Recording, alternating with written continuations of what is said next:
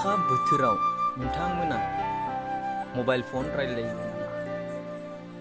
अखा बोथोराव नोंथांमोना मबाइल फन रायलायो नामा?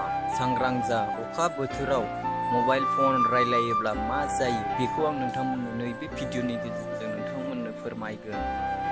दा अखा हाफुबाय थानाय समाव नोंथांनि मबाइलाव सोरबाफोर लोगोआ फन हरोब्ला नोंथाङा रिसिभ खालामो नामा?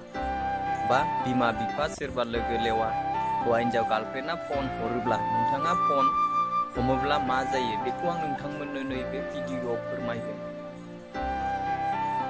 नोंथांमोना बे फनखौ हमब्लाथाय बे फना नोंथांनि जिउखौ गोजौआव बिरलांहोनो हायो। बेनिखायनो नोंथांमोना जेसेबां फन फैयो अखा खोरोमनाय समाव नोंथाङा फनखौ हमनो नाङा। मानो होनोब्ला नोंथांनि बे बेसेन गोसा जिउआ सामान्य नोंथांनि फिसा गोरोन्थिनि थाखाय नोंथांनि जिउआबो गोमालांनो हायो। बेनिखायनो नोंथांमोना बेफोरबायदि गोरोन्थिखौ दा माव। आंथ' फन हमखाया, बेनिखायनो नोंथांमोनाबो हमनो नाङा। मानोना जिउआ बेसेन गोनां।